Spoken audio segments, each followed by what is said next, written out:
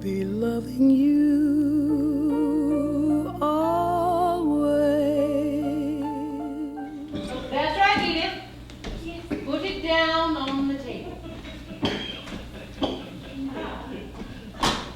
I left my cigarette case on my dressing table. Edith, would you get it for me? Yes, sir. There now. You took her by surprise. A dry martini, I think, don't you? Oh, yes, darling. I have a feeling Madame McCarthy will want something sweeter. We'll have this one for ourselves, anyhow. Oh, dear. What's the matter? I have a feeling this evening is going to be awful. It'll probably be funny, but not awful. Well, you must promise not to catch my eye. If I giggle, and I'm very like to, it will ruin everything. You mustn't. You must be dead serious. And if at all possible, a little intense. We can't hurt the old girl's feelings, no matter how funny she is. To the unseen.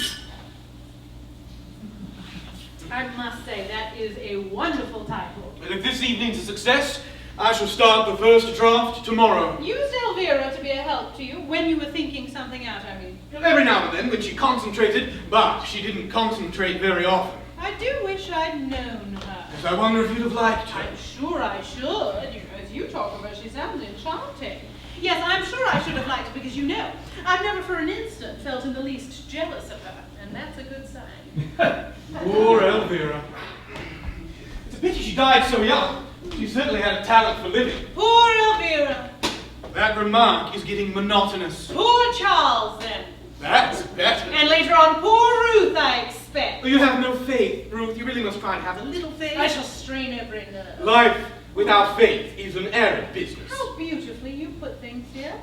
I aim to please. I wonder if I died, how long it would be before you married again. You won't die. You're not the dying sort. Neither was Elvira.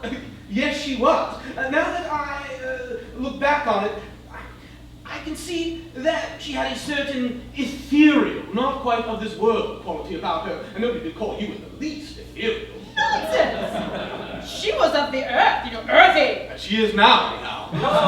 You know that's the sort of observation that shocks people. It's discouraging to think how many people are shocked by honesty and how few by deceit. Write that down, you might forget it. But she certainly is a very strange woman. There was only a chance remark of the vicar's about seeing her up on the knoll on Midsummer Eve dressed in sort of Indian robes that made me think that she was silent at all. I expect the worst. A real professional charlatan.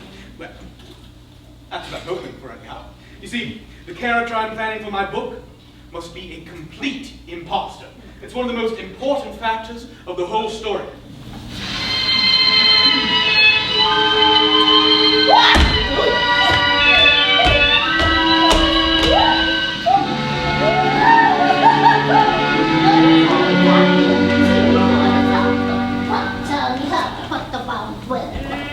That would be Daphne.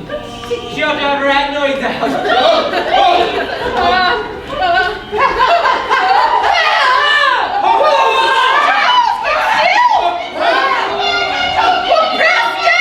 Press down hard! Oh, there now.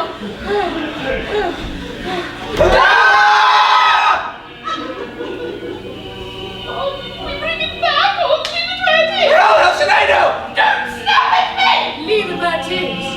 Who said that? Who said what? Somebody said leave it where it is. Nonsense, dear. I heard it distinctly. Nobody else did they? I hear a thing. It was you, Ruth. You're playing tricks. I'm not doing anything of the sort. I haven't uttered. Good evening, Charles. Ah, ventriloquism! That's what it is. Ventriloquism. What on earth is the matter with you? You must have heard that. One of you must have heard that. Heard what? You mean to sit there solemnly and tell me that none of you heard anything at all? I certainly didn't. Neither did I. I wish I had. I would have loved to hear something. It's you who's playing tricks, Charles. You're acting to try and frighten us. I'm not. I swear I'm not. It's difficult to think of what to say after 7 years, but I suppose good evening is as good as anything else. Who are you? Elvira, of course. Don't be so silly. No. Oh, thanks. We'll be sure to let you know if we find any poltergeists whirling about. I'd never forgive you if you didn't.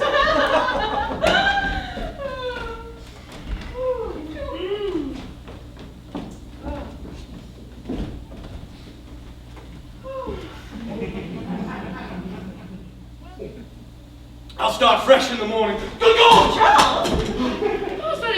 it, Charles, dear? Elvira, then it's true, it was you. Of course it was. Charles, darling, Charles, what are you talking about? Are you a ghost? I suppose I must be. It's all very confusing. Charles, dear, why do you keep looking over there for? Look at me. What's happened? No, don't you see? See what? Elvira! Elvira? Yes, Elvira, dear, this is Ruth. Ruth, this is Elvira. Come and sit down, darling. Do you mean to say that you can't see her? Charles, just come sit down quietly by the fire. I'll fix you up another drink. Don't worry about this mess all over the carpet. We'll have Edith clean it up in the morning. But you must be able to see that she's there, right in front of you. Look there! Are you mad? What are you talking about? You can't see her? If this is a joke, dear, it's gone quite far enough. Sit down, for God's sake. Don't be so idiotic. I've gone mad. Yes, I've just gone raving mad. I think you'd be a little more pleased to see me. After all, you conjured me up. I did no such thing. Nonsense, of course you did. That awful child with the cold came and told me you wanted to see me urgently. Horrible mistake. Stop talking like that, Charles. As I told you before, this joke's gone far enough. Relax. How can I relax? I'll never be able to relax again as long as I live. Drink the brandy. There! Now are you satisfied? Now sit down. Why are you so anxious for me to sit down? What good will it do? I want you to relax. You can't relax standing up. Well, African natives can. They can stand on one leg for hours. I don't happen to be an African native. You don't happen to be a what? An African native! Now look here, Charles! Ruth, No? listen. Yes. If I promise you to bed, will you let me stay here for 5 minutes longer? I really think it would be better. Bear No. with me for 5 minutes longer. Very well, dear. What is it? Sit down. All right, then. Now, There. listen. Listen Have a carefully. cigarette and soothe your nerves. I don't want a cigarette. And you shan't have one, dear. I want to explain to you clearly and without emotion that beyond a shadow of a doubt, the ghost or shade or whatever you want to call it of my first wife, Elvira, is here in this room now. Yes, darling. I know you don't believe me and are trying very valiantly to humor me, but I intend to prove it to you. Why not just lie down for a bit and you can prove anything you want later on? She may not be here later Oh, on. don't worry, she will. Hush, dear. Promise you'll do what I ask. That all depends on what it is. Ruth, Yes.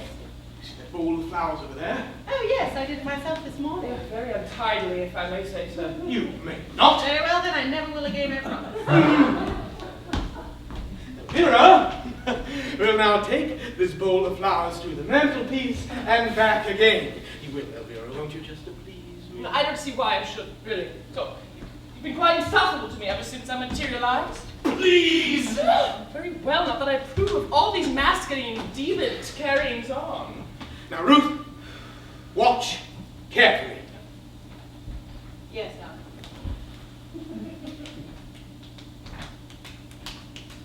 Go on, Elvira, take it to the mantelpiece and back again. Oh.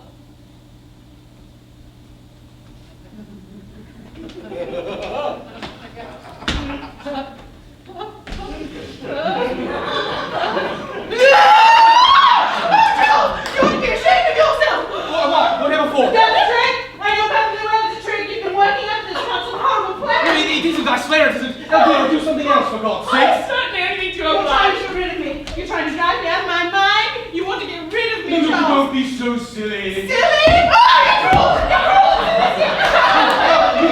You must believe in me. You must. Yes,